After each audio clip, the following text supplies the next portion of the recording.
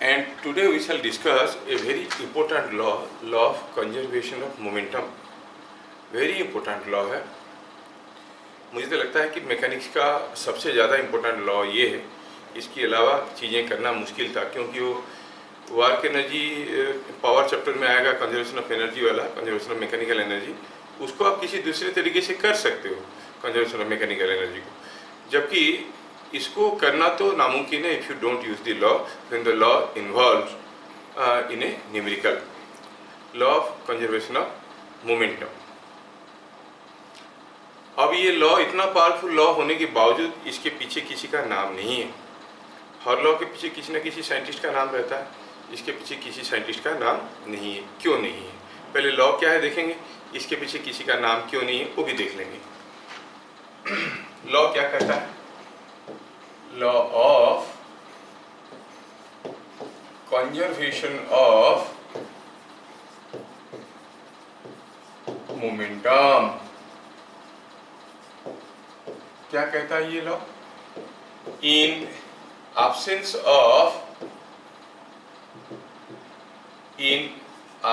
of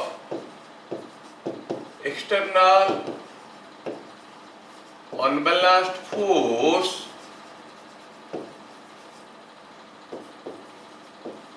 on a body or system of masses,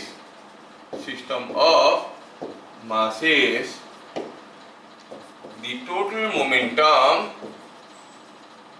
total momentum remains conserved. Momentum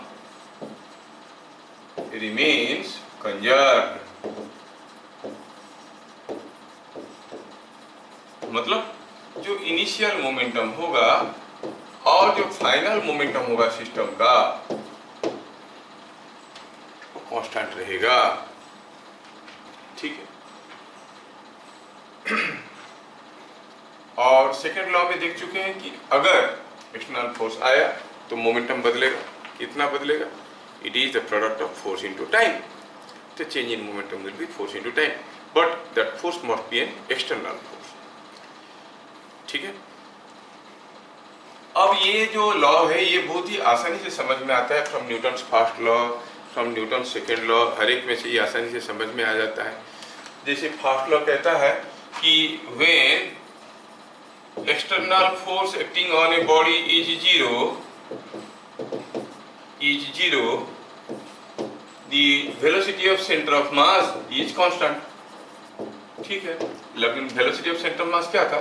summation of mi vi by summation of mi is a constant. इसका मतलब ये हुआ summation of mi is total mass, that is also a constant.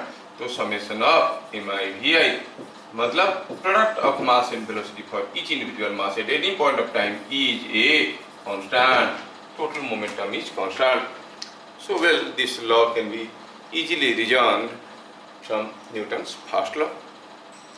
अगर हम Newton second law को देखें तो Newton second law को देखेंगे तो कहता है कि जो एक्सटर्नल फोर्स है that causes a change in momentum and rate of change in momentum is equal to force.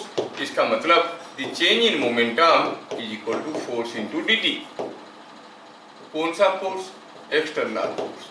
So when external force is zero, आप कहोगे change in momentum is zero, मतलब final momentum is equal to initial momentum.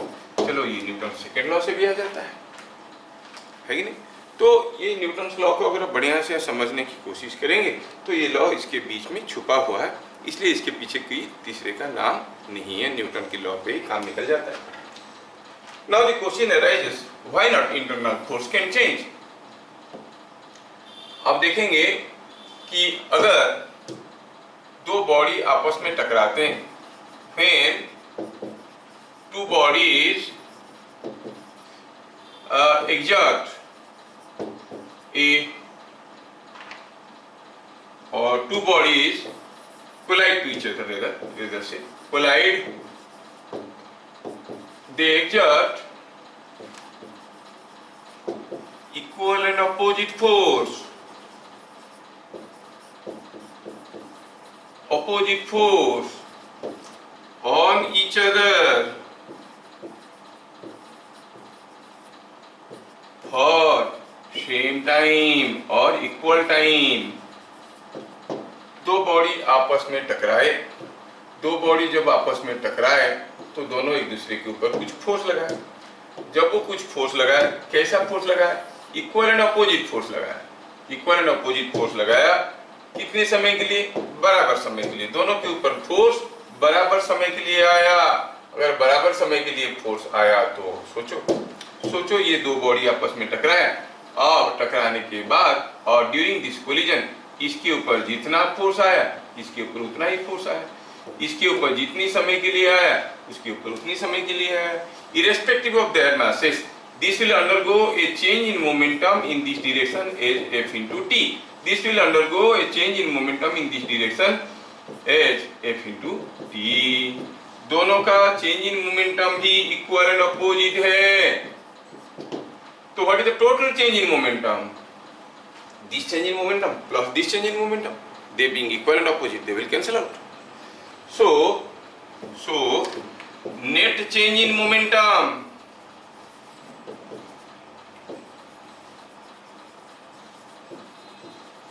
is 0।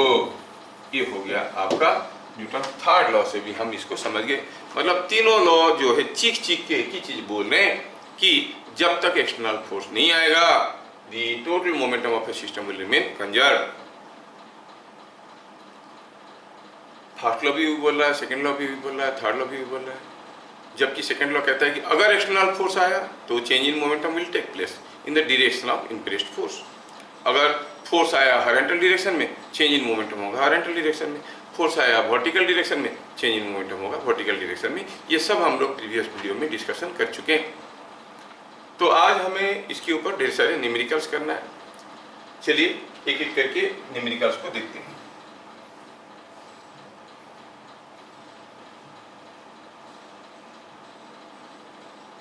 Here are some numericals related to momentum, change in momentum, rate of change in momentum and conservation of momentum। सारे को जोड़ के कुछ numerical बनाए। क्या ये चीजें क्लियरली आपको दिखाई दे रहा है? Yes sir। बहुत बढ़िया। A car and a truck are moving with same momentum। बच्चों वाली क्वेश्चन है।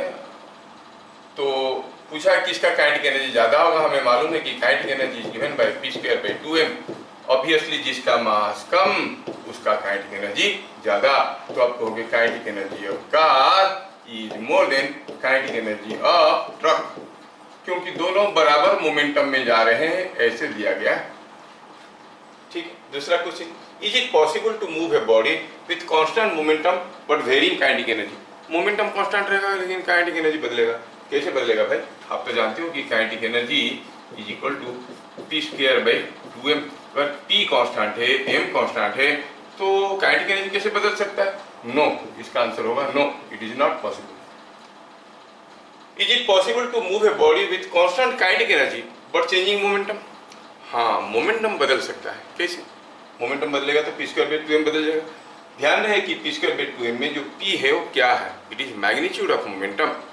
अगर कोई बॉडी कॉर्ड पाथ में जा रहा है कांस्टेंट स्पीड में, तो magnitude of momentum is constant, direction of momentum is changing, so as a whole momentum is changing but the kinetic energy remain constant. So आप कहेंगे हाँ ये तो हो सकता है। तीसरा हुआ, to find change in kinetic energy from the knowledge of change in momentum of mass m। कोई मास m का चेंज इन मोमेंटम दिया है, क्या उससे हम चेंज इन काइनेटिक एनर्जी निकाल सकते हैं? सोचो, कोई बॉडी मान लो कि मोमेंटम बदलेगा तो काइनेटिक एनर्जी बदलेगा, कोई जरूरी नहीं है। मान लो कि कोई मास m v वेलोसिटी में इधर जा रहा था, किसी वॉल के साथ टकराया, अब v वेलोसिटी में वापस आया, मोमेंटम तो बदल गया लेकिन काइनेटिक एनर्जी नहीं बदला, क्योंकि v में गया था v में आ रहा है, दोनों वक्त उसका काइनेटिक एनर्जी बराबर है। तो चेंज इन मोमेंटम होगा तो काइनेटिक एनर्जी बदलेगा, कोई जरूरी नहीं है। So from the knowledge of change in momentum of A mass m you can not find out the change in kinetic energy. क्या बातें समझ में आया? Yes sir. Yes. Next, mass remaining same, momentum of a body was increased by 5%. What will be percentage change in kinetic energy? मास को same रखते हुए momentum को हम 5% बढ़ा दिए। इस किस्म की क्वेश्चन को when the percentage change is less than 10%, what we do, we go like this. से काइनेटिक एनर्जी आप कहोगे kinetic energy is equal to P square by 2m। थोड़ा सा लिखता हूँ, आगे और डिटेल्स में नहीं लिखूंगा। If I take ln k, I will write it is 2 ln p minus ln 2m। शायद सबको समझ में आ रहा होगा। Yes. If you differentiate both these sides, it comes out to be dk by k equal to twice of dp by p minus ये mass constant है तो इसका डिफरेंशिएशन हो गया 0। If I multiply 100 on either side, I find this gives me change in kinetic energy by original kinetic energy into 100, that is percentage change in kinetic energy, that is equal to 2 dp by p by into 100, मतलब this is percentage change in momentum. Momentum is increased by 5%, मतलब this quantity is given 5%, तो आप क्या कहोगे, this is equal to 10%, that means the kinetic energy will increase by 10%, kinetic energy will increase by 10%. Hopefully understood.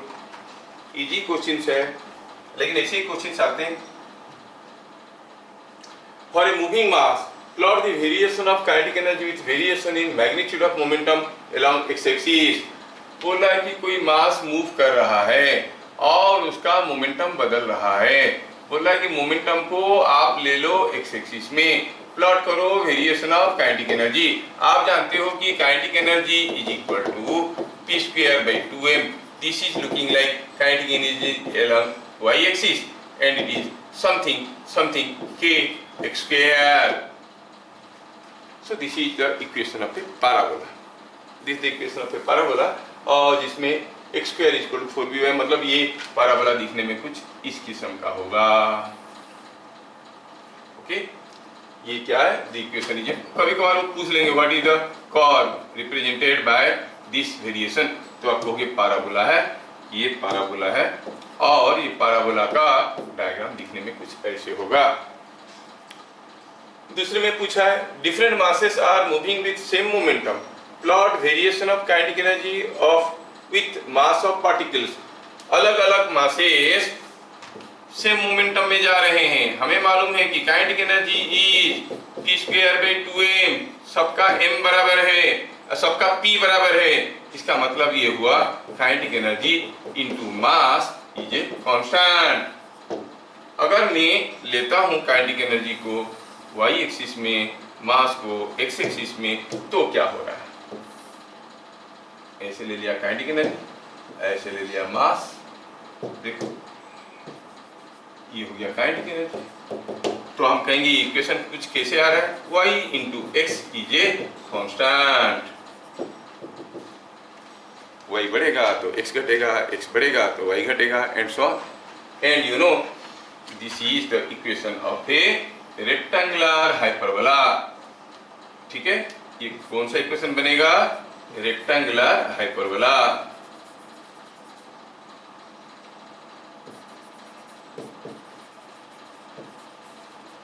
Equation will be rectangular hyperbola. क्या बातें समझ में आया? Yes. For a body of mass m, we can find kinetic energy from the knowledge of momentum. But can you find the change in kinetic energy from the knowledge of change in momentum? Oh, कितने बार बताएंगे? No, नहीं बता सकते। चलिए अगला repeat हो गया। A ball of mass m is moving with speed u at an angle θ1 to horizontal, strikes a smooth horizontal floor and then bounces at an angle θ2 to horizontal. What is the bouncing speed and what is the magnitude of change in momentum? Oh, देखो question क्या दिया है, दिया है कि कोई एक ball था ऐसा, कोई एक स्मूथ फ्लोर था, फ्लोर इज स्मूथ, और यहाँ पर कोई एक बॉल है, वो बॉल आके u स्पीड में इसको मारा। क्या स्पीड में मारा, u स्पीड में मारा। क्या एंगल में, at an angle θ1 to horizontal, मतलब ये एंगल θ1 है। फिर जब जंप किया तो कुछ ऐसे जंप किया, कितना स्पीड में वो मालूम नहीं है, वही पता करना है। But what angle, at an angle θ2। पूछा नहीं, लेकिन अब कह सकते हो what is the direction of change in momentum. You know direction of change in momentum is always in the direction of force. जब ये टकराया तो इसके ऊपर क्या फोर्स आया? स्मूथ प्लेन है, the force is like this, that means the change in momentum will be in the vertical direction. ठीक है, तो पहला चीज हमें जो समझ में आया, बड़ा इंपॉर्टेंट क्वेश्चन है, as the force during collision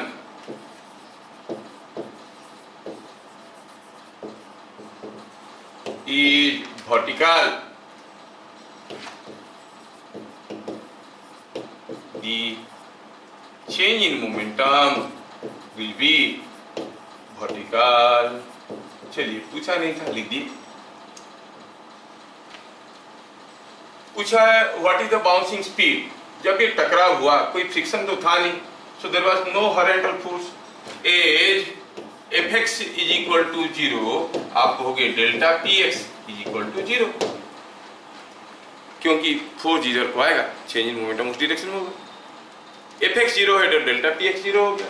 delta Px 0 हो गया मतलब पहले मोमेंटम इस डायरेक्शन में, बाद में मोमेंटम इस डायरेक्शन में बराबर होना है। इसका मतलब ये हुआ अगर इसका मास को हम m मान लेते हैं तो हम कहेंगे mu cos theta 1 must be equal to mv cos theta 2। तो यहाँ से हमें v मिल गया। What is v? v is coming out to be u cos theta 1 divided by cos theta 2। क्या बातें समझ में आ रहा है? Yes, sir.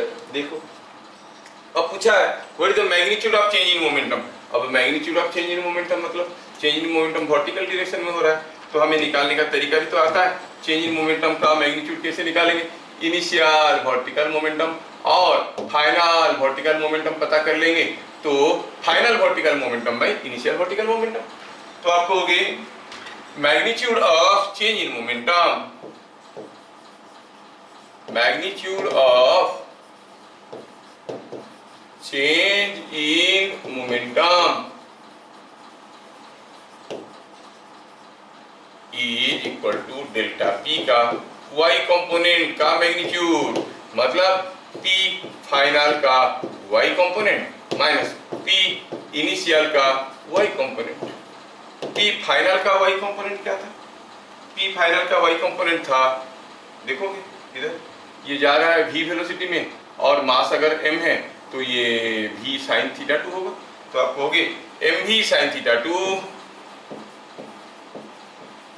Minus m minus minus minus minus initial y component, तो ये डाउनवर्ड था, तो हम लिखेंगे माइनस ऑफ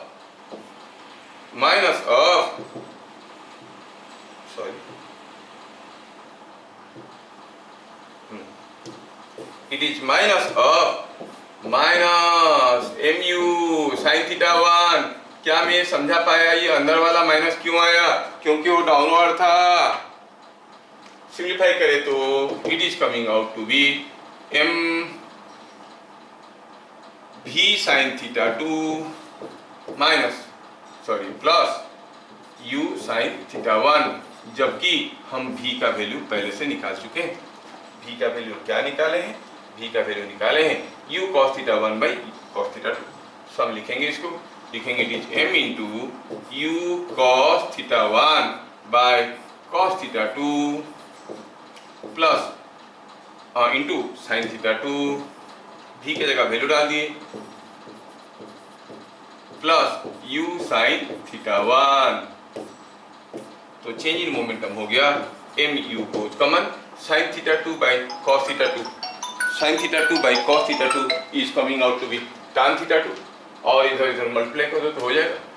अच्छा, ये ऐसे ही रहने दो, it is coming out to be mu whole into, एक मिनट, हेलो करें, सॉरी मैं कर रहा कौन काम था हाँ तब बुझी दीजिए कल तक भल्कि पूरा बुझी दीजिए गोटे प्लाटफर्म जाए उठिए।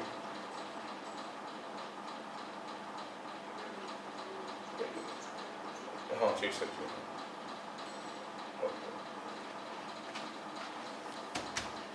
सो आप इसको सिंपलीफाई करो, rest of the things you know, it is tan theta 2 into cos theta 1 plus sin theta 1 and so on, ऐसे करके छोड़। क्या बात समझ में आया? Is it understood? Yes, sir. बढ़िया। मैं थीटा बेटा दे दिया, वो 30 60 ऐसे दे देगा वैल्यूज का, इजी हो जाएंगे कैलकुलेट करने के लिए। A block of 4 kg is moving with 6 meter per second towards east.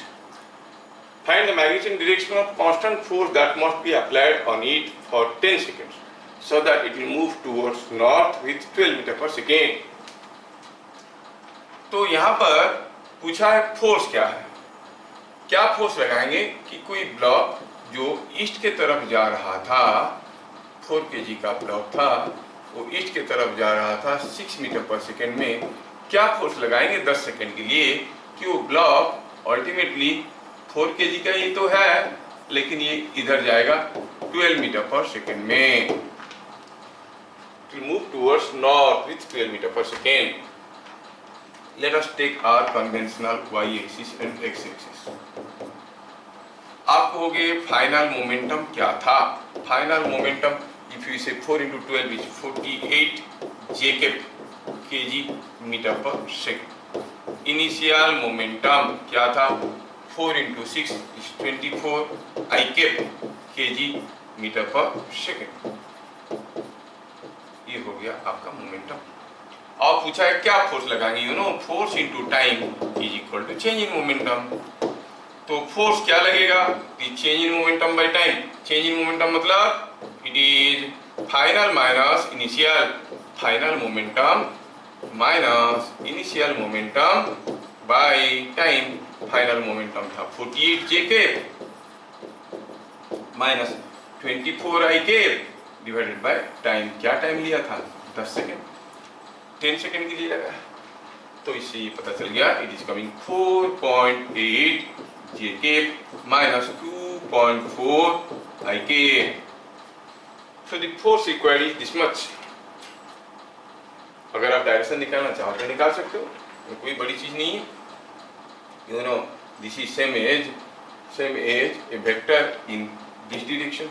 I am trying to show it. थोड़ा इधर कर लेते हैं। ये कैसा वेक्टर है देखो, तो अगर हम कहेंगे x कंपोनेंट है -2.4, y कंपोनेंट है 4.8, यहाँ पर मतलब ये पॉइंट हो गया -2.4 प्लस 4.8, तो this is the direction of the force. ये 2.4 है, ये 4.8 है, ये है 4.8, ये है 2.4। अगर डायरेक्शन पता करना है तो आप कह सकते हो tan theta. tan theta is 4.8 by 2.4 is 2. Tan theta is 2. Theta is tan inverse of 2. So कौन से डायरेक्शन में? इन direction tan inverse of 2 towards north of west। समझ में आया क्या? डायरेक्शन हो गया tan inverse 2 towards north of west। West का नॉर्थ की तरफ tan inverse 2 एंगल में फोर्स देना पड़ेगा। क्या बात समझ में आ रहा है? Yes, सब कुछ लिखने की जरूरत नहीं, आपको समझ में आ रहा है तो। Adyasa, are you comfortable? Yes, sir. ठीक। Next, the momentum of a body of mass 4 kg moving along X axis is given by this. Find the acceleration of the mass when it reverses the direction of motion. आप जानते हो कि कोई body जा रहा है, something I cap दिया है, मतलब it is going along X axis जा रहा है। अच्छा, एक्स एक्सिस में जा रहा है, कोई बॉडी का स्ट्रेट लाइन में जाता है, during the change in momentum और चेंज इन डायरेक्शन, जब वो डायरेक्शन बदलेगा उसका मोमेंटली वेलोसिटी 0 होगा। तो आप कहोगे at instant of reversal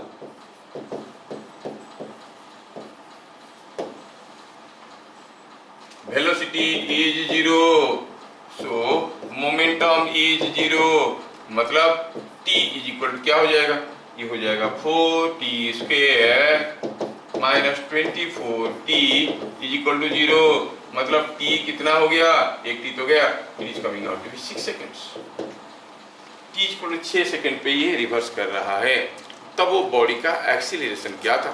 acceleration जानने के लिए फोर्स जानने की जरूरत है, और force is given by rate of change in momentum. If you differentiate the momentum 4t square minus 24t will be coming 8t minus 24. This is the force. तो आप कहोगे 8t is equal to 6 seconds। The force कितना हो जाएगा, 6 into 4 minus 24 is 6 into 4, 6 into 8, sorry, 6 into 8 minus 24 is equal to 24 Newton. तो फिर क्या होगा acceleration, force by mass. 24 Newton का फोर्स है, मास है 4 kg का, तो हो गया 6 मीटर पर सेकेंड स्क्वायर। समझ में आया क्या? Yes, sir. Yes yes yes. Which of the following cannot be reasoned by Newton's second law? Newton second law से इनमें से किस चीज को हम समझा नहीं सकते। देखिए यहाँ पर पहला क्या था, while catching a ball, a cricket player pulls his hands। Ball को कैच करते वक्त अपने हाथ को ऐसे खींच लेता है, क्यों?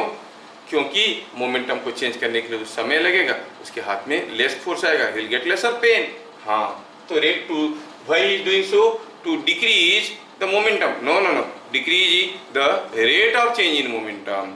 तो न्यूटन सेकेंड लॉ के कारण due to decrease in rate of change in momentum the force exerted on his hands are less. It is easier to jump on to a sand heap than on hard floor. कोई heap of sand के ऊपर अगर आप jump करोगे तो जब पाँव आपकी कांटेक्ट में आएगा, धस जाएगा, अंदर जाएगा, थोड़ी दूर जाने के बाद रुकेगा, है ना। इसका मतलब मोमेंटम को बदलने के लिए you are giving a substantial time. So rate of change in momentum decreases, you get lesser pain. जबकि हार्ड फ्लोर पे जंप करते तो you get more pain. So this is also reason by Newton second law. Shock observers are fitted in cars. Car में shock observer लगा रहता है, क्यों? क्योंकि कोई जर्क आएगा तो because of that shock observer it will take some time, springs लगे रहते हैं, it will take some time to reduce the momentum to zero. So rate of change in momentum decreases. ये भी न्यूटन सेकेंड लॉ से पता चलता है। A rocket exhaust hot gas and moves forward. किसी रॉकेट के पीछे से गर्म हवा निकलता है तो वो आगे भागता है, तो it is giving some force on the gas and getting equal and opposite force in the opposite direction. So as a whole the rocket is propelled and the gas is exhausted. This is not Newton's second law, this is Newton's third law. So this is third law, these are all second law.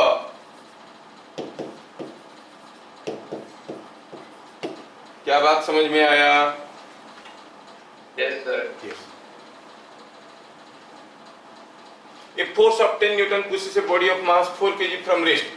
After 4 seconds, what will be its kinetic energy? ओहो, कोई body rest में था, मतलब initial momentum zero था। Change in momentum you know is force into time, that is final momentum minus initial momentum is force into time. जबकि initial momentum zero है तो final momentum of the body comes out to be force into time, 10 newton force for 4 seconds।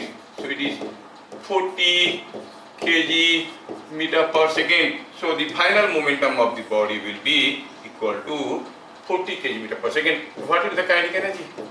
It is final momentum ka square by 2m. So it is 40 ka square by 2 into mass is also 4 kg. 2 into 4. So it is 10, 20, 200 joules. अब तक हम लोग 11 question कर चुके हैं। क्या आप लोग ये सारा क्वेश्चन को ट्राई किए थे? Yes, sir. कितने लोगों का पूरा 11 क्वेश्चन सही हो गया था? किसी का नहीं? रोशन? सर मैं ट्राई नहीं किया था सर। ट्राई नहीं किए थे। कितने लोगों का 10 क्वेश्चन हो गया था? सर वो क्वेश्चन सर मतलब क्लास के मतलब पहले सर, मंडे की क्लास के बाद सर सेंड। हाँ करेंगे। आई वाज ऑल्सो बिजी ना। हाँ ठीक है, पढ़ के सुनो, सॉल्व करके निकालने की बात अलग है। अब read out the question you will be able to see कि हाँ ये कर सकते हो कि नहीं कर सकते। तरीका पता चल गया तो हो गया। क्यों आज ऐसा?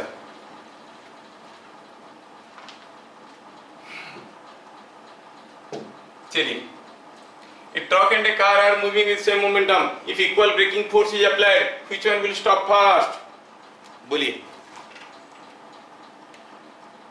कौन पहले रुकेगा?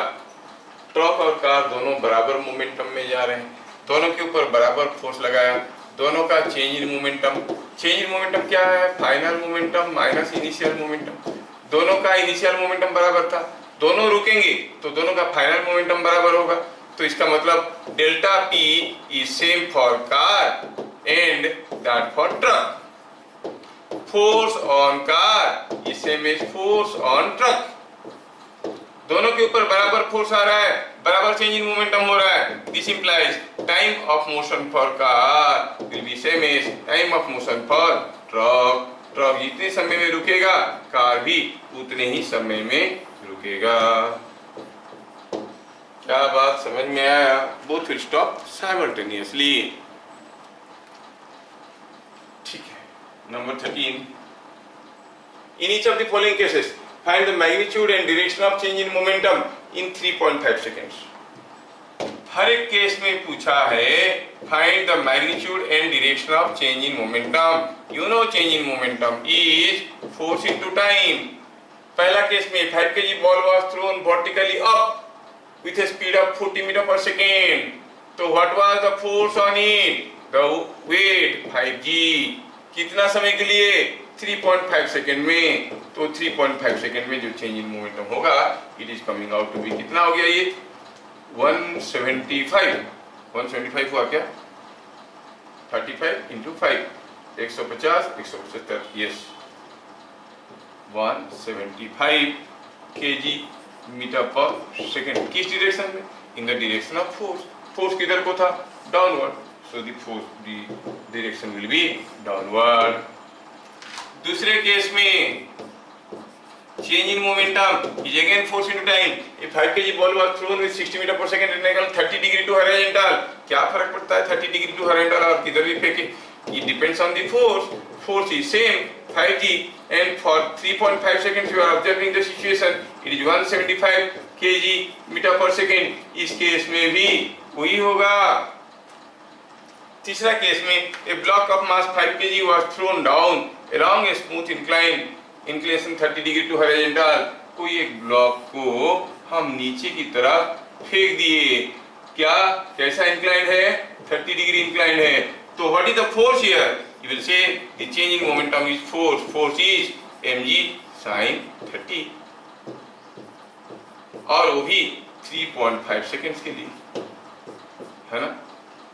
क्या है ब्लॉक? 5 kg का, तो 50 sin 30 हो गया 25। 25 into 3.5 is the change in momentum. क्या बात समझ में आया? 25 into 3.5 is the change in momentum kg metre per second. किस डायरेक्शन में? इन द डायरेक्शन और डाउन द इंक्लाइन। समझ में आया? अब बताओ, जो कुछ नहीं बोल रही उसको पूछेंगे। आद्या सर को पूछेंगे, एकदम कुछ नहीं बोलती है। जब ये ब्लॉक को हम नीचे की तरफ फेंके बेटा, तो 3.5 सेकेंड में चेंज इन मोमेंटम हुआ। ये किस डायरेक्शन में? Down the plane. अगर हम नीचे की तरफ नहीं फेंके होते, सेम इंक्लाइन प्लेन में इसको ऊपर की तरफ फेंके होते, तो चेंज इन मोमेंटम का डायरेक्शन क्या होता?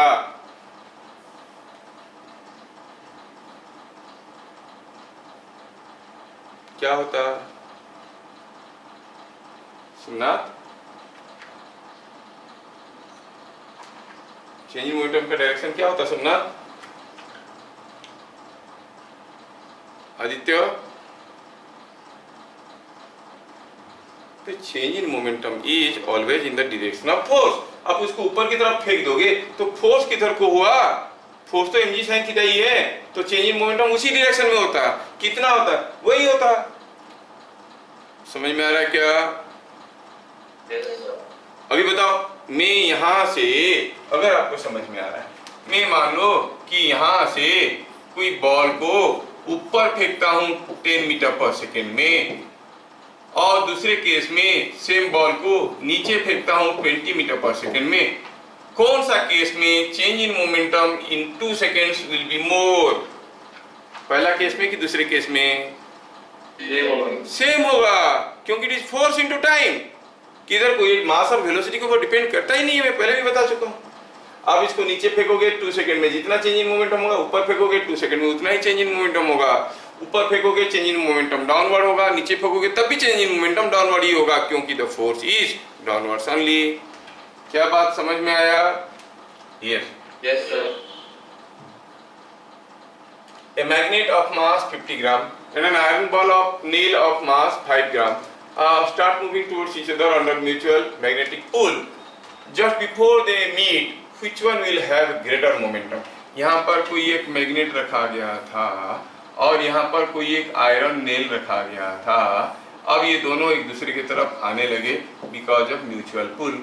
जब दोनों आके एक दूसरे को टकराने वाले हैं, जस्ट बिफोर दे मीट, मिलने से जस्ट पहले किसका मोमेंटम ज्यादा होगा? किसका मोमेंटम ज्यादा होगा?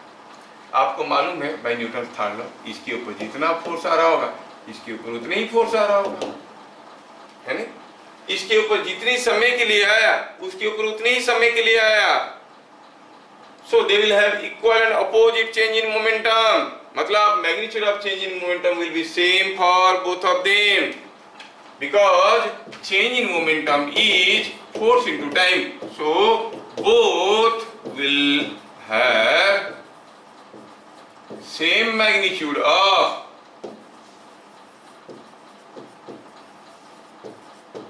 change in momentum।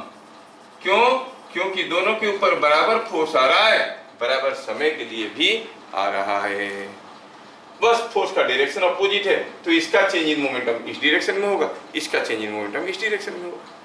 कोई पूछेगा what is the total change in momentum? हो गया अरे भाई, इसको अगर हम एक सिस्टम मान लेते हैं, बाहर से तो कोई फोर्स आया नहीं, तो total change in momentum will B zero. और वैसे भी सोचो तो इसका जितना चेंज इन मोमेंटम इधर को हो रहा है, इसका उतना ही चेंज इन मोमेंटम इधर को हो रहा है, total change in momentum is zero. Momentum of the system is remaining conserved. और भी सोचो तो शुरू में दोनों चलना शुरू किए, इसका वेलोसिटी जीरो, इसका वेलोसिटी जीरो, तो दोनों का मोमेंटम जीरो, सिस्टम का मोमेंटम जीरो। दोनों चलने लगे, कुछ समय के बाद जब दोनों चल रहे हैं तब भी सिस्टम का मोमेंटम जीरो होना चाहिए, क्योंकि कोई एक्सटर्नल फोर्स नहीं आया, तो इसका जितना मोमेंटम होगा इसका अपोजिट मोमेंटम होगा, तो दोनों का बराबर मोमेंटम होगा and the total momentum of the system will always remain zero only. क्या बात समझ में आया? Yes. The force acting on a body uniformly increases from 10 Newton to 20 Newton in 5 seconds. What will be change in momentum of the body in 5 seconds? कोई एक body के ऊपर आता हुआ फोर्स यूनिफॉर्मली इंक्रीज कर रहा है। कैसे इंक्रीज कर रहा है? It is increasing from 10 newton to 20 newton in 5 seconds. पहले तो था 10 न्यूटन, अब बन गया 20 न्यूटन। तो 10 न्यूटन से 20 न्यूटन हो गया, यूनिफॉर्मली इंक्रीज कर रहा है, तो obviously I will say the variation is linear. तो ये 10 से 20 न्यूटन हो गया फोर्स, और कितने समय में हो गया? ये 5 सेकेंड में हो गया। अगर ये 5 सेकेंड में हो गया तो what is the change in momentum? You know, change in momentum is equal to area under diagram. Area under diagram पहले भी बता चुके हैं। In a force versus T diagram the area under the diagram gives you the change in momentum. और ये तो trapezium है, trapezium का ये वाला एरिया कितना हो जाएगा? It will be half 10 plus 20 to distance 5, so it is 30 by 2 is 15 into 5 is 75 kg meter per second. Is that clear? Next, on a highway a car and a truck moving in opposite directions made a head-on collision. Which one will undergo more change in momentum? ये question तो बताएंगे आप लोग। पीयूष क्या होगा? Yes. किसका change in momentum ज्यादा होगा? कार और ट्रक सामने सामने भिड़ गए,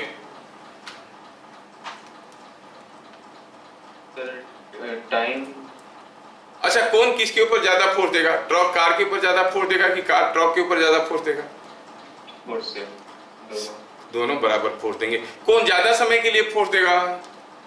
same so same force same time same change in momentum, है कि नहीं? तो आप कहोगे which one will undergo more change in momentum? Will say they will undergo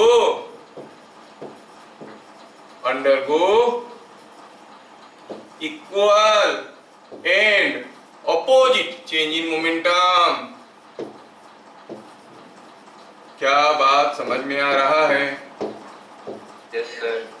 बढ़िया। Next, a block thrown on a rock floor with speed v stops in time t if thrown with speed nv after what time it will stop? कोई rock floor में कोई block को फेंक दिए, क्या मास है मालूम नहीं, v स्पीड में फेंके तो t सेकंड के बाद रुका, क्यों रुका? क्योंकि कोई फ्रिक्शनल फोर्स होगा। तो आप कहोगे इसका change in momentum is equal to force into time. What is the magnitude of change in momentum? You say mv initially था, रुक गया तो फाइनल हो गया 0, तो चेंज इन मोमेंटम हो गया माइनस mv। और वेक्टर अगर मैग्नीट्यूड कहेंगे तो ठीक है, इसका मैग्नीट्यूड के बराबर है, तो ये हो गया mv that is equal to frictional force into time. कितना टाइम लिया था पहला केस में? t second. दूसरे केस में when you throw the same block with a speed nv, अब nv में फेंके हो, अब क्या हो जाएगा? चेंज इन मोमेंटम हो जाएगा m into n into v। अब क्या समय लगेगा मालूम नहीं है, so it is t dash। Just divide equation 1 and equation 2, आपको मिलेगा t dash is equal to n times t। अगर v स्पीड में फेंकने से t सेकंड में रुकता है, nv में फेंकोगे तो nt में रुकेगा। उतारने वाले मुश्किल में फंसेंगे, नहीं उतारने वाले जो समझ रहे हैं तो बाद में भी कर सकते हैं, वीडियो तो मैं अपलोड करता ही हूँ, मेरे साथ करने की कोशिश करो। क्या ये चीज सबको समझ में आया? हाँ, हम लोग उतने भी हमारा क्या है मल्टीप्लेक्सिंग नहीं हो पाता है कि देखेंगे, सुनेंगे, समझेंगे, लिखेंगे, उतारेंगे, ये नहीं हो पाता है। तो जिनका हो पाता है अच्छी बात है, लिखते लिखते समझ भी लेते हैं, बोल भी देते हैं। जिनका नहीं होता तो एक दो काम बंद करो, सुनना समझना बंद करके लिखने में लगोगे तो क्लास अटेंड करने की क्या जरूरत है? अब बाद में वीडियो भी देख के उतार सकते हो, है ना। अब कैसे पता चलेगा कि आपका होता है कि नहीं होता है? क्योंकि जब आपको पूछा जाता है आप नहीं बोल पाते हो, मतलब आप समझ नहीं रहे हो, खाली उतार रहे हो। ठीक, चेक करो, खुद को चेक करो। A tank of mass m is standing on a smooth floor. A tank of mass m standing on a smooth floor fires bullets, each of mass m with speed v at a rate n bullets per second at an angle theta to horizontal. What is the acceleration of the tank? ये हो गई एक tank, किसी एक smooth floor पे ये खड़ा है। ये टैंक जो है किसी एक स्मूथ फ्लोर पे खड़ा है, ये है वो टैंक, और गोली फायर कर रहा है। It is firing. कैसे फायर कर रहा है? At some angle theta to horizontal. Mass कितना है? m, और यहाँ पर से गोली फायर कर रहा है। गोली का मास कितना है? m। क्या स्पीड में? v स्पीड में। कितने गोली? n बुलेट्स पर सेकेंड। तो जब वो फायर किया, फायर करने से पहले बुलेट तो इसके अंदर रखा हुआ था, it was at rest, the bullet was at rest, now it was fire with velocity v। तो आप कहोगे delta p for one bullet कितना है? mv, क्योंकि पहले रेस्ट में था।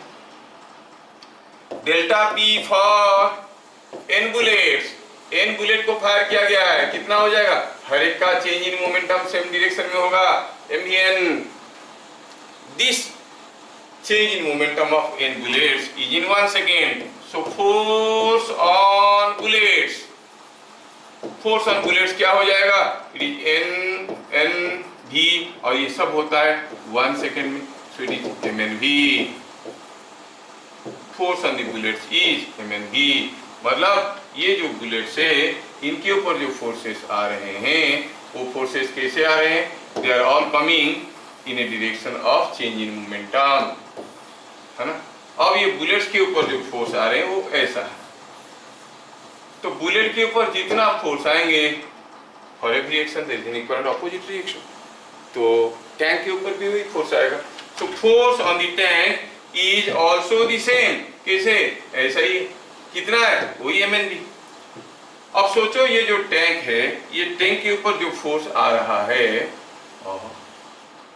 डंडा खींच के नीचे से, हाँ, ये जो टैंक के ऊपर जो फोर्स आ रहा है वो कैसा है, the force is in this direction, force is in this direction. तो ये जो फोर्स है इसका दो कंपोनेंट होगा, एक ऐसा कंपोनेंट होगा, एक ऐसा कंपोनेंट होगा। ऐसा कंपोनेंट ये एंगल थीटा है तो ये एंगल थीटा है, तो it will be F cos theta, और ये F sine theta.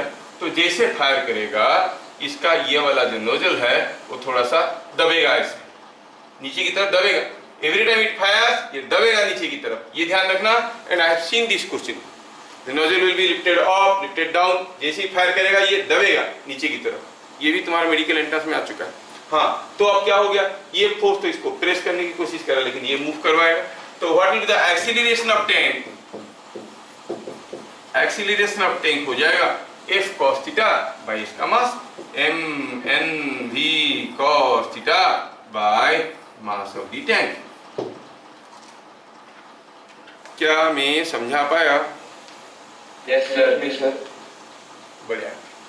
Excuse me sir. Excuse, बोलो।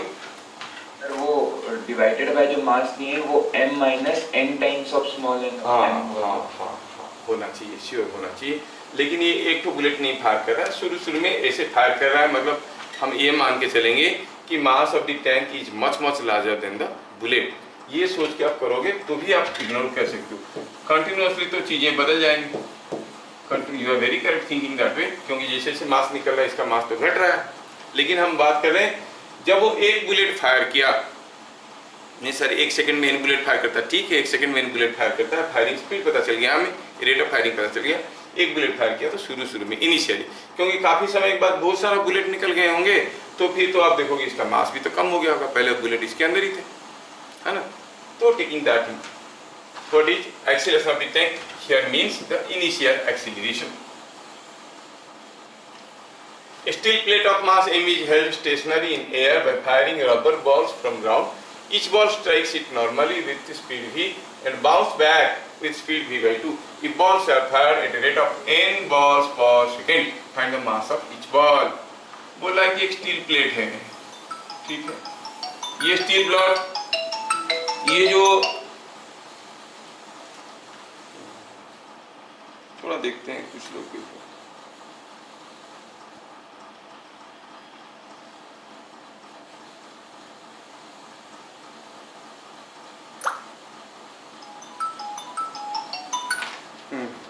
हेलो,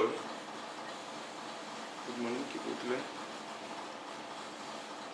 हेलो, हाँ की पूछती, ओके,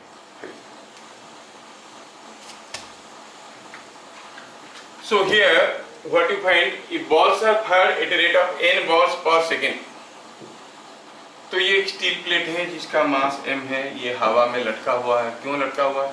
क्योंकि नीचे से कोई बॉल फायर कर रहा है, रबर बॉल, सपोज यहाँ से रबर बॉल फायर हो रहे हैं, ये रबर बॉल जाते हैं इसके साथ टकराते हैं, टकराने के बाद ऐसे लौट के आते हैं, बोला कि बॉल स्ट्राइक करते हैं v स्पीड में, वापस आते हैं v/2 में, कंटिन्यूअसली फायर कर रहे हैं तो ये लटका हुआ है हवा में। क्वेश्चन को पढ़ लेते हैं। Steel plate of mass m is held stationary in air by firing rubber balls from ground. Each ball strikes it normally with speed v and bounce back with speed v/2. If balls are fired at a rate of n balls per second, कितना ball फेंक रहे हैं? n balls per second. तो find mass of each ball. Ball का मास क्या होना चाहिए? अब अगर थर्मोकोल का ले लेंगे, बहुत ही कम मास वाला फायरिंग करेंगे तो रहेगा क्या? नहीं रहेगा, थोड़ा सा हेवी बॉल होना चाहिए तभी टकराएगा तो लटका रहेगा। सोचना क्या है, अभी अगर पूछा जाता what is the force on this, जो नीचे से फायर कर रहा है, तो आप कहते कि mn_v है, तो अभी निकाल। लेकिन हमें कुछ पता करना है कि ये प्लेट नहीं गिर रहा है तो मास क्या है, ठीक है। ठीक है, सोचते हैं। अब ये जो बॉल है during collision with capital M, delta P for one ball, है कोई पहलवान जो मुझे बताएगा उसका मैग्नीट्यूड क्या होगा? बॉल का मास मालूम नहीं है, assume it to be small m. Ball का मास अगर m है तो ये m v वेलोसिटी में टकराया, v/2 में वापस आया। What is the change in momentum? जब जो लोग क्वेश्चन पूछने से सर नीचे कर लेते हैं, मतलब उनको समझ में नहीं आता है कि नहीं? m मास का बॉल v वेलोसिटी में टकराया, v/2 में वापस आया। चेंज इन मोमेंटम कितना हुआ? m into 3v/2, m into 3v/2, क्योंकि गया mv में, आया mv/2 में। तो फाइनल माइनस इनिशियल करेंगे, दोनों अपोजिट डायरेक्शन में, दो वेक्टर अपोजिट डायरेक्शन में सब्ट्रैक्ट करेंगे तो दोनों जुड़ जाएंगे। तो ये mv/2 एंड mv मिलके हो गया 3mv/2। कैसा बॉल फायर हो रहा है? n बॉल्स पर second. So delta p for n balls it is 3mnv/2। अच्छा, ये जो हुआ change in momentum n ball का कितने समय में हुआ? 1 सेकेंड में। तो आप कहोगे force on balls is 4 delta P by time, time तो 1 सेकेंड था, सो ये 3mnv/2। ये हो गया force on the balls. Force on the balls नीचे की तरफ है, बॉल टकरा रहा है तो फोर्स नीचे की तरफ। जितना फोर्स आ रहा है बॉल के ऊपर उतना ही फोर्स आ रहा है प्लेट के ऊपर। That is same as force on plate. इससे क्या पता चला? पता ये चला कि प्लेट के ऊपर जो फोर्स आ रहा है वो है 3mnv/2। It is same as 3mnv/2। और ये प्लेट हवा में लटका हुआ है। क्यों लटका हुआ है? क्योंकि इसके ऊपर बॉल फोर्स दे रहे हैं 3mnv/2 और इसका अपना वेट है mg। सो आप कहोगे mg is equal to 3mnv/2। यहाँ से हमें स्मॉल m का वैल्यू निकालना था और वो निकल गया। इस 2 capital mg by 3nv, this is the mass of each ball. क्या बातें समझ में आया? ठीक है, अगला question. A ball strikes a rock floor, mu is equal to 3/4 at certain angle to vertical and bounces. If change in horizontal momentum during collision is 60 km per second, find the total change in momentum. अरे वाह, अच्छा question. चलिए देखते हैं क्या दिया है। कोई बॉल है, किसी एक रॉक फ्लोर पर टकराया, strikes a rock floor where mu is not equal to 0। अरे म्यू का वैल्यू तो दिया हुआ है, म्यू का वैल्यू दिया हुआ है, सॉरी कहाँ गया रही, म्यू का वैल्यू कितना दिया गया है? म्यू का वैल्यू दिया गया है 3/4। कोई बॉल आया, टकराया, फिर निकल गया। कितना वेलोसिटी में आया? कुछ दिया नहीं। कितना में गया? वो भी नहीं दिया गया। कितना एंगल में? वो कुछ नहीं दिया है। ओहो, पूछा है कि जब ये बॉल टकराया तो उसका चेंज इन मोमेंटम हो। Change in momentum in the horizontal direction, horizontal change in momentum मतलब delta px is given 60 kg/s। लेकिन ये डेल्टा px हुआ क्यों? There will be a change in momentum if in the horizontal direction if there is a horizontal force. हाँ, जब ये टकरा रहा होगा क्या सिर्फ इसके ऊपर एक नॉर्मल रिएक्शन आ रहा होगा? नहीं, एक तो फ्रिक्शनल फोर्स भी आया होगा। और कितने समय के लिए कांटेक्ट में रहा? Suppose it remains in contact for delta t seconds. तो आप कहोगे mu r into delta t is change in horizontal momentum, that is equal to 60।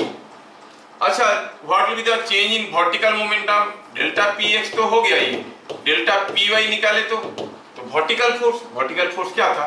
r कितनी समय के लिए? वही समय के लिए। तो ये कितना हो जाएगा? It will be 60 by mu. Mu is given 3/4, so it is coming out to be 80 kg/s। हमें डेल्टा px पता चल गया और डेल्टा py पता चल गया।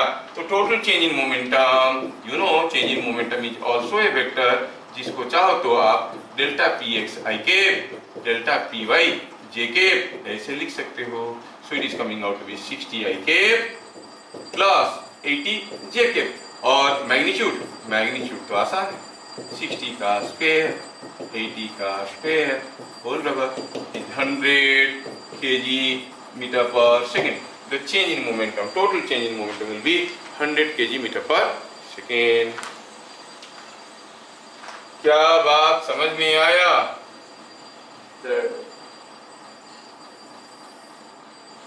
डेल्टा px माइनस 60 आई। हाँ ठीक है, माइनस ले लो, क्या फर्क पड़ता है। मैं इधर से फेंक के इधर ले लेता तो तुम ऐसे बोल देते। इधर तो बोला नहीं कि ऐसे फेंक के ऐसे गया, अगर ऐसा हो सकता है कि वो ऐसे फेंका और ऐसे गया। हम टॉकिंग अबाउट मैग्नीट्यूड, यहाँ पर मैग्नीट्यूड दिया गया है, आई कैप नहीं लिखा है, ठीक है ना। क्या ये समझ में आया? Yes sir. 21. A bomb of 6 kg was moving with a speed of 4 meter per second. It explodes into 2 kg and 4 kg. Find what will be velocity of 4 kg if 2 kg retraces the path with 1 meter per second. हाँ क्या है? दिया है कि कोई बम था, ये क्या हुआ कि ये मूव कर रहा था already, it was already in motion. क्या स्पीड में था ये? 6 kg का था, जा रहा था 4 मीटर पर सेकेंड में। एक्सप्लोजन हो गया, 2 kg और 4 kg में 2 kg वापस आने लगा, रिट्रासेस जिधर जा रहा था उसी रास्ते में उल्टा आने लगा, रिट्रासेस 1 मीटर पर सेकेंड में। पूछा है बताओ ये 4 kg का वेलोसिटी क्या होगा? कितना सिंपल है।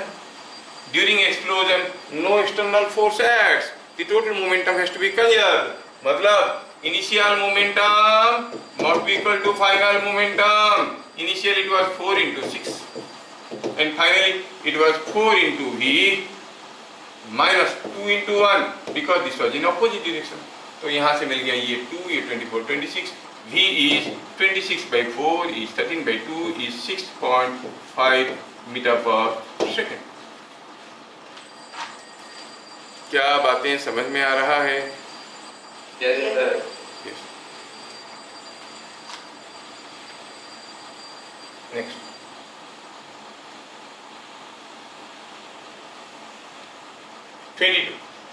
In an Atwood's machine, the masses are 2m and 3m. हाँ, ये कोई एक Atwood machine है. The masses are 2m and 3m.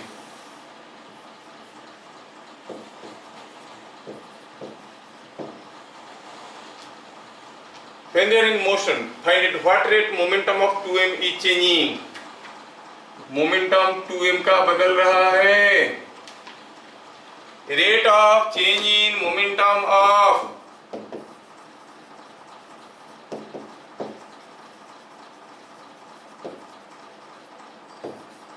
2m is equal to F net on 2m. और 2m के ऊपर F net क्या है? ऊपर की तरफ टेंशन, नीचे की तरफ 2m की। सो यू से it is T minus 2mg। T क्या है और T निकालना तो आपको आता है। फॉर्मूला क्या है? 2m1 m2 by m1 plus m2 whole into g। नहीं, एटवुड्स मशीन में टेंशन हो गया 2 into 2m into 3m by 2m plus 3m whole into g। Value डालो, सिंपलीफाई करो, you will get it. Rate of change in momentum is nothing but the force. T का value डाल दीजिए, ये कितना आ गया? डाले तो नीचे हो गया 5 और ये हो गया 20 हो गया 4, ये हो गया 6, 24 और 2.4 mg। टी आ गया 2.4 mg, ठीक है ना। ये 2.4 mg है, ये 2 mg है, डिफरेंस हो गया 0.4 mg। So the rate of change in momentum is 0.4 mg। ऐसे आप समझ सकते हो। क्या बात समझ में आया? Yes sir. आगे find what will be the loss in kinetic energy if 3 kg block moving with 6 meter per second strikes and sticks to a 4 kg block moving in opposite direction with 1 meter per second. हाँ, ये 2 kg का block 3 kg का block क्या speed में जा रहा था? 6 metre पर सेकेंड में. 3 kg का block strikes and sticks to another 1 kg block to a 4 kg block. ये 4 kg ब्लॉक है जो कि अपोजिट डायरेक्शन में जा रहा था 1 मीटर पर सेकेंड में. दोनों टकरा गए और चिपक गए. 3 and 4 मूव टुगेदर, है ना. ये हो गया 7 kg. कितना लॉस इन काइनेटिक एनर्जी होगा? तो आप कहोगे कि पहले आप बता दो फाइनल मोमेंटम क्या होगा. By conservation of momentum. Why momentum is conserve, क्योंकि जब मारपीट हुआ दोनों के बीच में कोई एक्सटर्नल फोर्स आया नहीं. टकराव हुआ, ये इसके ऊपर जितना फोर्स दिया ये उसके ऊपर उतना ही फोर्स दिया. ये इसके ऊपर जितने समय के लिए दिया ये उसके ऊपर उतने ही समय के लिए दिया. बराबर समय के लिए दिए तो बराबर अंडर को बराबर equal and opposite change in momentum. तो total change in momentum is 0. तो हम कहेंगे बाय कंजर्वेशन ऑफ मोमेंटम आपको मिलेगा 3 into 6, ये इधर को था और ये इधर को था 4 into 1, that's equal to 7 into v. यहाँ से हमें v का वैल्यू मिल गया. कितना आया v का वैल्यू? 18 minus 4 is 24. 24 और v is coming out to 2 meter per second. Loss in kinetic energy. Loss in kinetic energy कैसे निकालेंगे? Loss in kinetic energy always शुरू में क्या काइनेटिक एनर्जी था, बाद में क्या काइनेटिक एनर्जी है. शुरू में क्या काइनेटिक एनर्जी था? हाफ 3 into 6 का स्क्वायर माइनस हाफ 4 into 1 का स्क्वायर. ये शुरू में था. बाद में हाफ 7 into v का वैल्यू, v का स्क्वायर, v तो 2 है. जो आंसर आया वही आंसर है. मैथमेटिकल पार्ट आप कर सकते हो. समीक्षा को समझ में आ रहा है? कुछ भी आवाज नहीं है. Yes sir. यस, ठीक है. हाँ, तो ये क्या हो जाएगा? प्लस हो जाएगा. यहाँ पे मैं गलती से माइनस लिख दूं, ये प्लस हो जाएगा. Initial kinetic energy minus final kinetic energy. ठीक है. A rocket of mass m was fired horizontally. If it initially exhausts hot gas at a rate of alpha kg per second with a speed v, what will be initial acceleration of rocket? हम पहले भी बता चुके हैं. The force is given by v dm by dt. कब?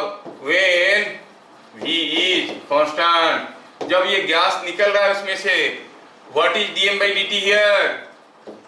dm by dt is the mass exhausted per second. So it is coming out to be simply alpha into v.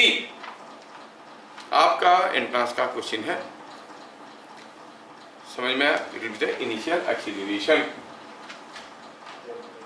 ठीक है. लेकिन बाद में जैसे जैसे गैस निकलने लगेगा उसका मास घटने लगेगा.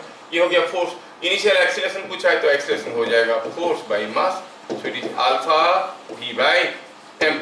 हो गया एक्सीलरेशन. आया समझ में? Yes sir. आगे a bullet of mass m fired with velocity v pierces through a stationary block of mass 4m. After coming out of the block, the velocity of the bullet was v by 2. Final velocity of the block क्या हो जाएगा? कोई एक bullet था जिसका मास m है और वो जा रहा था v स्पीड में. रास्ते में कोई ब्लॉक रखा हुआ था जिस ब्लॉक का मास था 4m. और क्या हुआ? ये घुस गया. घुसने के बाद निकल भी गया और क्या स्पीड में जाने लगा? v by 2 में. पूछा है बताओ ये क्या स्पीड में जाएगा? मोमेंटम तो कंजर्व होना है.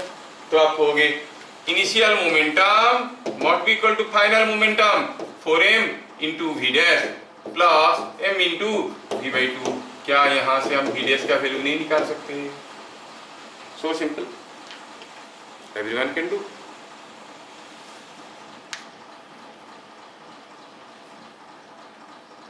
आया समझ में?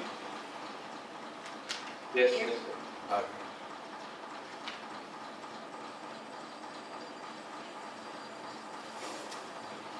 Two different masses moving with different speeds towards each other.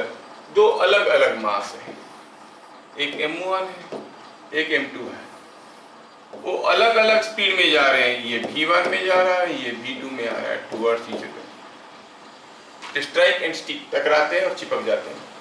तो चिपकने के बाद दोनों कौन से डायरेक्शन में जाएंगे?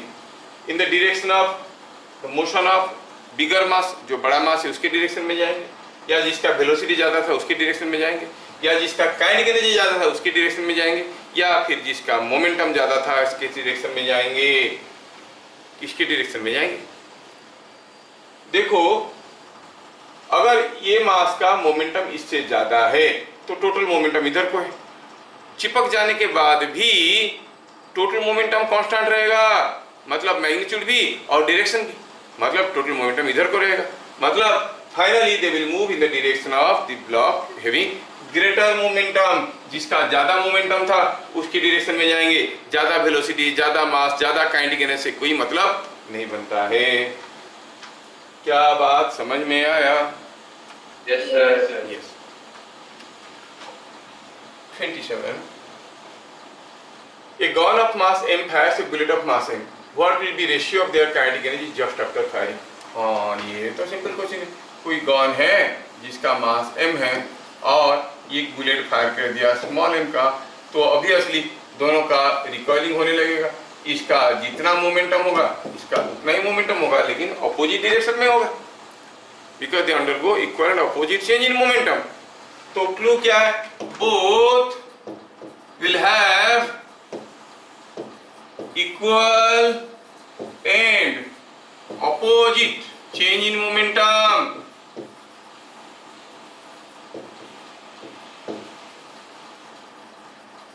Why? Because they are experiencing equal and opposite force for equal time. अच्छा, तो काइनेटिक एनर्जी क्या हो जाएगा? इसका मतलब हुआ फाइनल मोमेंटम ऑफ गन और final momentum of bullet will be same, क्योंकि चेंज इन मोमेंटम बराबर है, इनिशियल मोमेंटम बराबर था, तो फाइनल मोमेंटम भी बराबर है। इसका मतलब जो काइनेटिक एनर्जी है वो क्या हो जाएगा? In the ratio of p²/2m। तो kinetic energy of gun divided by kinetic energy of bullet will be equal to small m by capital M, क्योंकि इनवर्सली प्रोपोर्शनल टू मास है। They have kinetic energies in the inverse ratio of their masses. क्या समझ में आया? Easy है, सब questions आते हैं, बोल के करवा दिया। A string is compressed by two blocks m and 2m on a horizontal floor.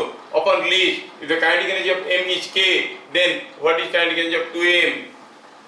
दो ब्लॉक को हम किसी एक स्प्रिंग से जोड़ दिए, दो ब्लॉक को हम किसी एक स्प्रिंग से जोड़ दिए। अब ये दोनों का मास अलग अलग है, अब दोनों को कंप्रेस कर दिए, है ना।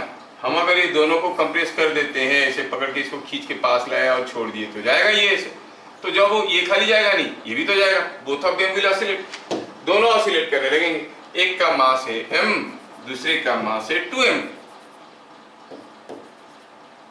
जब ऑसिलेशन हो रहा है, स्प्रिंग तो दोनों के ऊपर बराबर फोर्स दे रहा है, बराबर फोर्स बराबर समय के लिए दे रहा है। तो both of them are undergoing equal change in momentum, equal and opposite change in momentum. मतलब इनिशियल मोमेंटम 0 था, तो एट एनी इंस्टेंट इसका जितना मोमेंटम होगा इसका इक्वल एंड अपोजिट मोमेंटम होगा, मतलब दोनों का मोमेंटम बराबर रहेगा। तो आप क्या कहोगे? At any point of time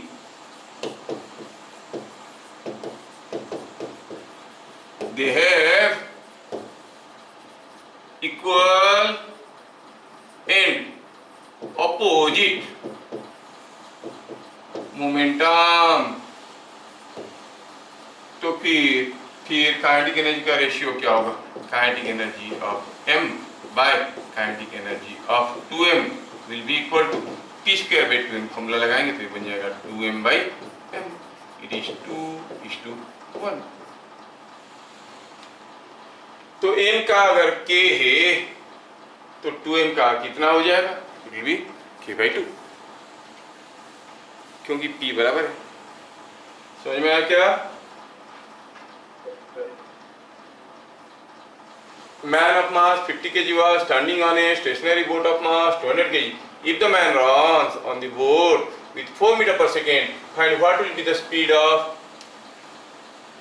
what will be his speed with respect to water? हाँ, किसी एक बोट पे ये पागल आदमी खड़ा हुआ था और ये आदमी अब भागने लगा। क्या स्पीड में? 4 मीटर पर सेकेंड में। अगर सब कुछ रेस्ट में है, ये 50 केजी का आदमी है, 200 केजी का बोट है, तो कोई बाहर से फोर्स आया नहीं। जैसे आदमी इधर भागेगा, बोट उल्टा भागेगा, कुछ वेलोसिटी भी में। बोट भागेगा उल्टा डायरेक्शन में, भी वेलोसिटी में। अब उसकी बावजूद कोई एक्सटर्नल फोर्स नहीं आया, तो total momentum has to be conserve. Conserve मतलब शुरू में जो मोमेंटम था बाद में भी वही होगा। शुरू में तो खड़ा था, मोमेंटम 0 था, बाद में भी मोमेंटम 0 होगा। तो आप कहोगे initial momentum must be equal to final momentum of the system for system of man and boat.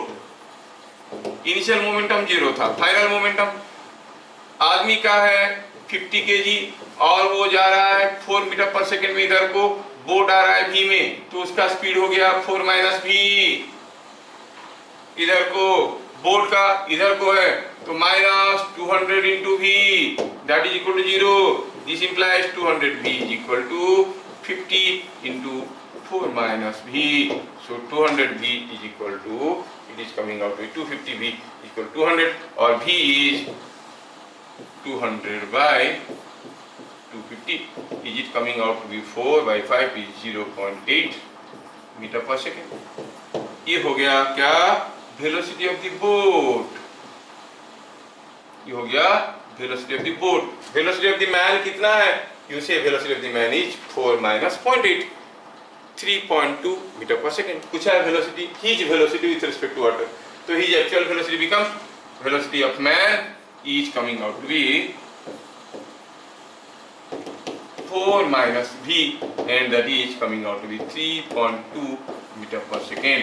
जब वो 4 मीटर पर सेकेंड में विथ रिस्पेक्ट टू बोट भागेगा तो उसका actual speed with respect to water बन जाएगा 3.2 मीटर पर सेकेंड, क्योंकि बोट भी पीछे भाग रहा होगा। क्या बात समझ में आया? Yes, sir. Yes.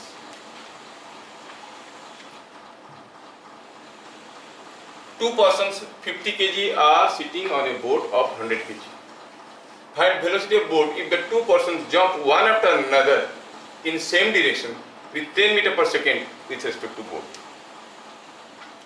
दोनों आदमी कूद के जंप करते हैं और निकल आते हैं बोट से विथ 10 मीटर पर सेकेंड।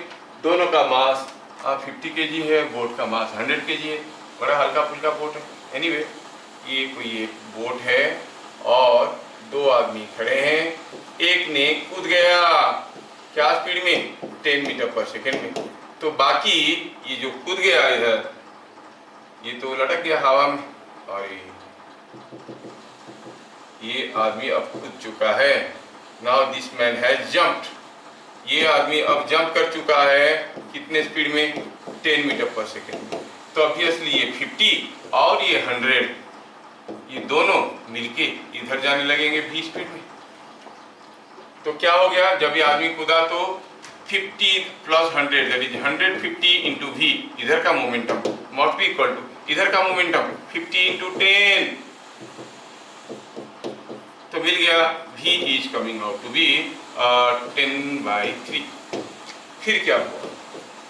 जैसे ये आदमी कूद गया, ये उसको बचाने के लिए कूदने वाला है, लेकिन ये भी कूद सकता है 10 मीटर पर सेकेंड में। अगर ये नहीं भी कूदेगा, उसका स्पीड है v, क्योंकि बोट के ऊपर बैठा है। सोचो किसी ट्रेन जा रहा है v स्पीड में, आप विथ रिस्पेक्ट टू 10 अगर जंप किए 10 मीटर पर सेकेंड में, आपका सेम डायरेक्शन में जंप किए तो आपका स्पीड बन जाएगा 10 प्लस v, क्योंकि गिर जाते हो तो स्पीड होता है v, जंप किए हो 10 में तो 10 प्लस v।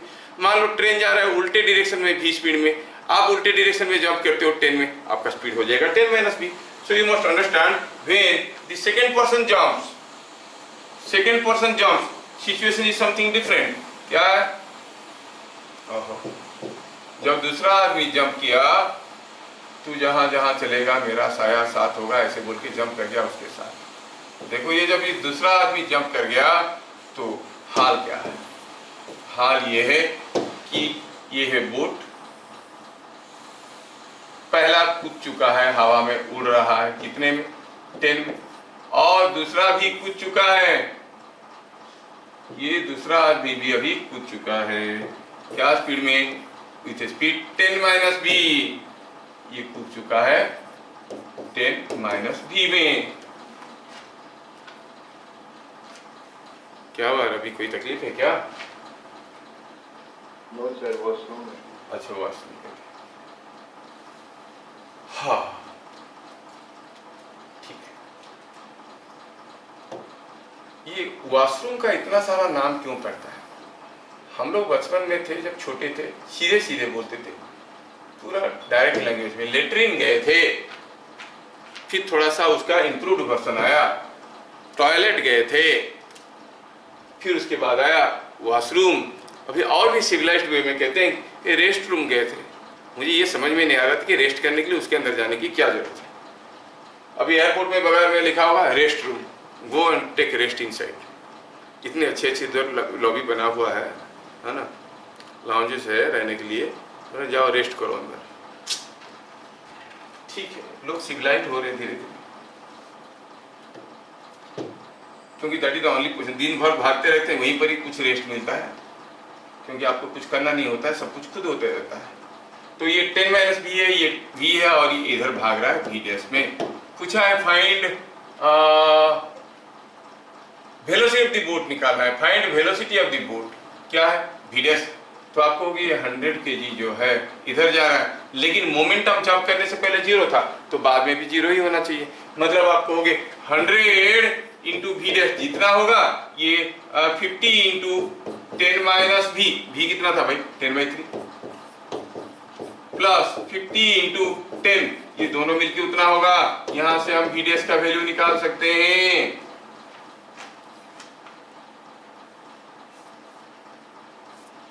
थोड़ा समझ नहीं आया। क्यों आएगा? तुम तो टॉयलेट में थे अभी तक, रेस्ट कैसे करते हैं उसी के बारे में था। अब बहुत जल्दी वो दिन आ जाएगा जहां पर लिखा होगा टॉयलेट के ऊपर रेस्ट इन पीस, आराम से जाके अंदर रहो, शांति में अंदर बैठो। अरे समझ में नहीं आया कैसे?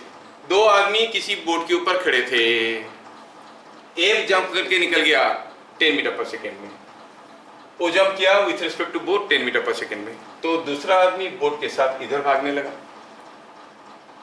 ठीक है, फिर वो भी जंप किया 10 मीटर/सेकंड में, 10 मीटर/सेकंड में with respect to boat. Boat इधर जा रहा था v में, तो उसका स्पीड क्या होगा? वो गिर भी जाता तो उसका स्पीड v होता, तो अब उसका स्पीड क्या होगा? 10 - b।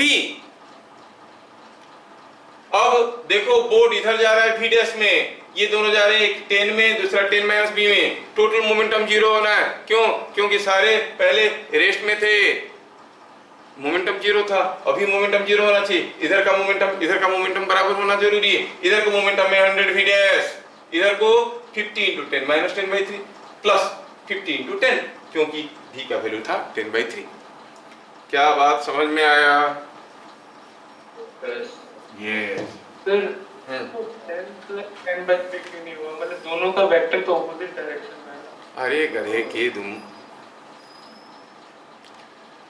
उसका स्पीड है with respect to boat 10 metre per second. वो तो शुरू में मैं बताया, कोई ट्रेन ऐसे जा रहा है, ऐसे ट्रेन जा रहा है, मान लो v स्पीड में जा रहा है, तुम अगर ट्रेन से गिर जाओगे तो तुम्हारा स्पीड v होगा कि नहीं होगा?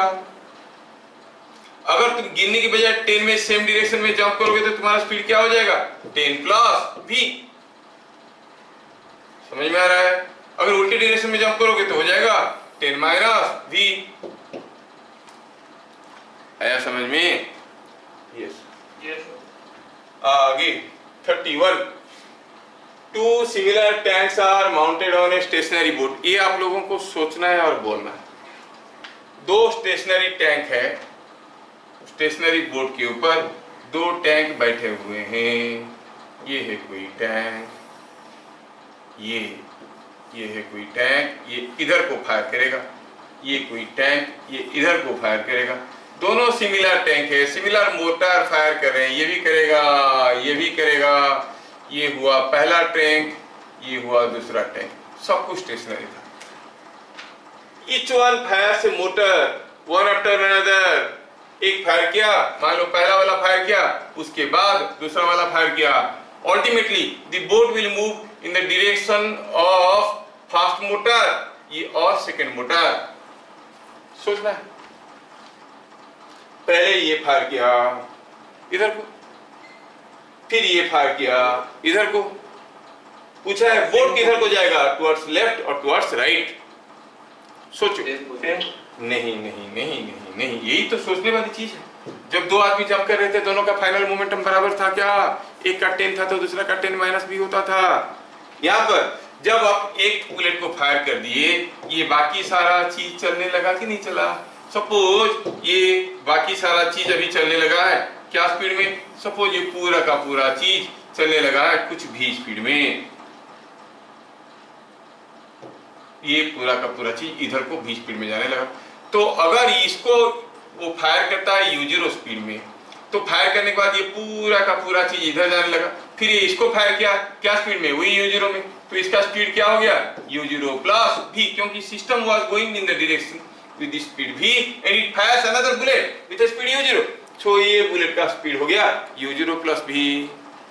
फाइनली मोटर फायर हो चुके हैं, मोटर फायर हो चुके हैं। सोचो, अब टोटल मोमेंटम 0 होना है, इसका मास m है तो इसका भी मास m है, तो ये जो बड़ा वाला है इसका वेलोसिटी किधर को होगा? क्योंकि ये मोमेंटम ज्यादा है तो ये सपोर्ट करने के लिए इधर को जाएगा। तो आप कहोगे the boat will move in the direction of first motor की डायरेक्शन में जाएगा। क्या बातें समझ में आया? Yes sir. हाँ। Next, two similar raindrops moving in mutually perpendicular directions with same speed u combine, what will be velocity of combination? दो रेनड्रॉप है, सिमिलर है, कैसे जा रहे थे? इन म्यूचुअली परपेंडिकुलर डायरेक्शन में जा रहे थे, मतलब एक ऐसे जा रहा था तो दूसरा ऐसे आ रहा था। ये दोनों आ रहे थे, ऐसे आ रहे थे, अब दोनों मिले तो बड़ा ट्रक बन गया। अगर इसका मास m है, इसका मास m है, तो इसका मास 2m होगा। क्या स्पीड होगा? ये आ रहा था v में, ये आ रहा था v में। मोमेंटम कंजर्व होना है, मोमेंटम कंजर्व होना है, मतलब initial momentum must be equal to final momentum, और इनिशियल मोमेंटम का मैग्नीट्यूड फाइनल का भी मोमेंटम का मैग्नीट्यूड। इसका मोमेंटम था mv, इसका था mv, एंगल था 90 डिग्री, तो आप कहोगे इनिशियल टोटल मोमेंटम, शायद हम डायरेक्टली लिखेंगे और आपको समझ में आएगा √2mv, mv का स्क्वायर हो रहा। Final momentum 2m is moving with v dash, इसका मतलब v डैश का वैल्यू क्या हो गया? v by √2। So finally the combination will move with speed v by √2। क्या बातें समझ में आया? Yes sir. हाँ। अगला question, a bomb was fired from ground, it was fired from ground, okay, ground, for a horizontal range 30 meter, at highest point it explodes, in half part momentarily comes to rest, what will be total range of the other half?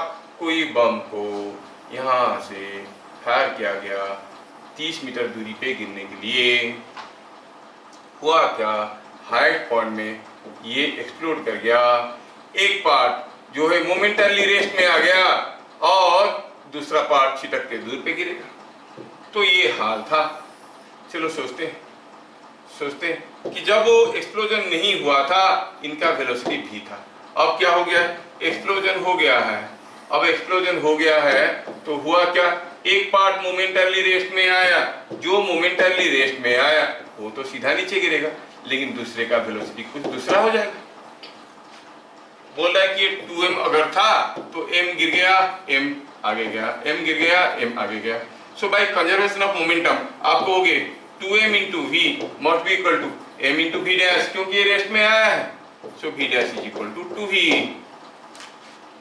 अब होगा क्या, इससे ये पता चला कि जो अगर ये हाईएस्ट पॉइंट में वेलोसिटी v होता है तो यहाँ से कितने दूर पे गिरता है ये, क्योंकि पूरा रेंज था 30 मीटर का, तो ये 15 मीटर दूरी पे गिरता है, लेकिन इसका स्पीड 2v हो गया है, तो ये कितने दूर पे गिरेगा आपको मालूम होगा, प्रोइडल मोशन में किए थे। रेंज क्या था formula, when it is thrown horizontal from certain height it is u into root over of 2h/g। u double हो गया इसका, तो ये कितना दूर पे गिरेगा 30 मीटर, ये कितना था 15 मीटर। इसका मतलब what will be the total range, total range का फॉर्मूला क्या हो जाएगा, total range of second half will be equal to 15 plus 2 into 15 is equal to 45 metre. क्या बात समझ में आया? Yes.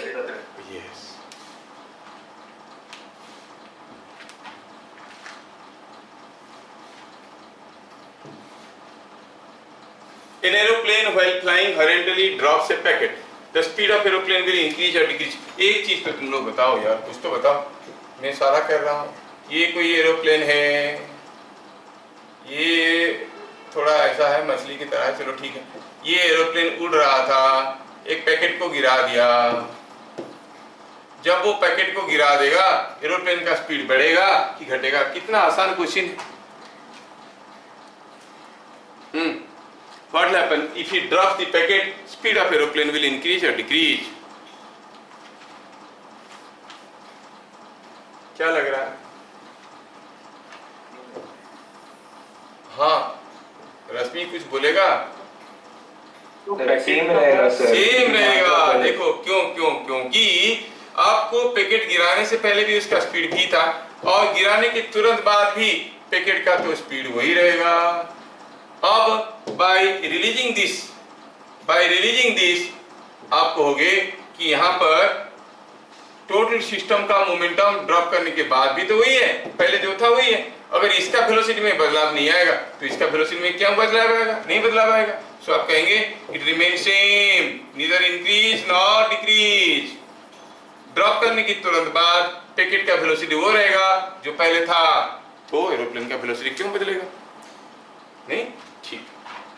Momentum of the system is to be conserved.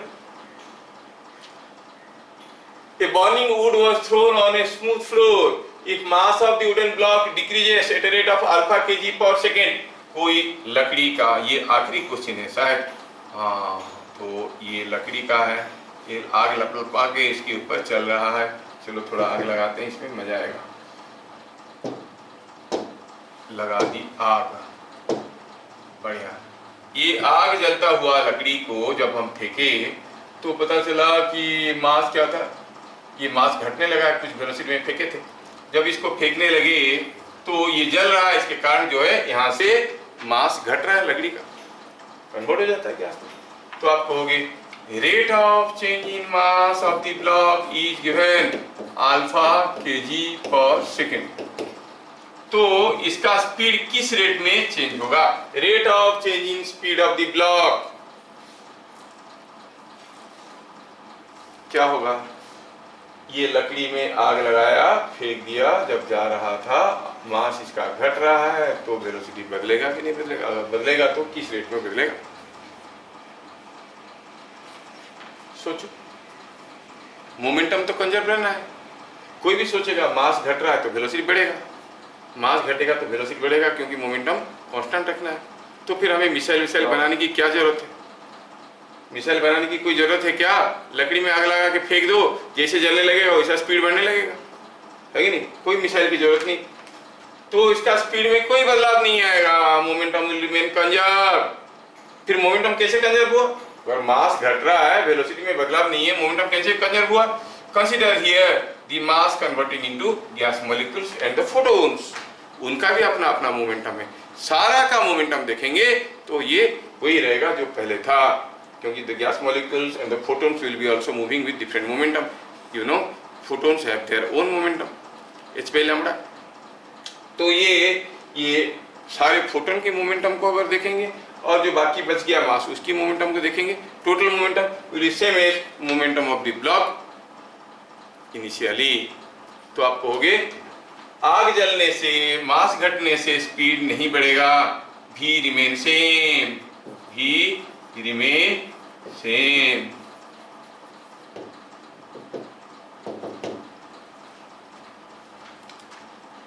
क्या बात समझ में आया? ये सर एक ये कैसे आई बोल, फिर से बोल। कैसे फोटोन सबका मतलब अरे आपको क्या बोलना है? Total momentum will remain constant. Total momentum मतलब सिस्टम का जो गैस यहाँ से निकल गया, जो फोटोन यहाँ से निकल गया, उसका मोमेंटम को कंसीडर नहीं करेंगे? उनको भी तो कंसीडर करना है, वो सारे को कंसीडर। आप सोचते हो कि मास घट गया तो मास घट गया, तो मास तो दूसरे फोटोन की फॉर्म में है, गैस फॉर्म में, उनको भी अकाउंट में लो, तब देखोगे मोमेंटम जो था वो ये। अब उनको छोड़ दोगे, खाली जो सॉलिड पार्ट है उसको देखोगे तो कैसे होगा? मान लो कि कोई आइस ब्लॉक है, आइस ब्लॉक का फेंक दी और जाते जाते वो मेल्ट करते जा रहा है, तो बोलो आइस ब्लॉक का मास घट रहा है तो उसका स्पीड बढ़ेगा, ऐसा होगा क्या? नहीं। जो पानी निकल गया उसमें से उसका भी मोमेंटम को देखना है कि नहीं? सारे का मोमेंटम देखेंगे तो कंजर्व्ड है। क्या मेरी बात समझ में आया? हाँ, तो यहाँ पर हम लोग न्यूटन सेकेंड लॉ और related, third law related questions कर लिए। अभी हमें नेक्स्ट करना है अबाउट फ्रिक्शन। अगले क्लास में मैं फ्रिक्शन को ख़त्म कर दूंगा, ठीक है, सारा थ्योरी को ख़त्म कर दूंगा और कुछ न्यूमेरिकल भी दे दूंगा करने के लिए, करेंगे। उसके बाद हम लोग देखेंगे सर्कुलर मोशन और फिर आगे बढ़ेंगे, ठीक है। आज की क्लास इतना ही करते हैं, और भी कुछ काम करेंगे, तुम लोग जाके पढ़ाई करो, फिर मिलेंगे अगले क्लास। तब तक के लिए जय हिंद। जय सर।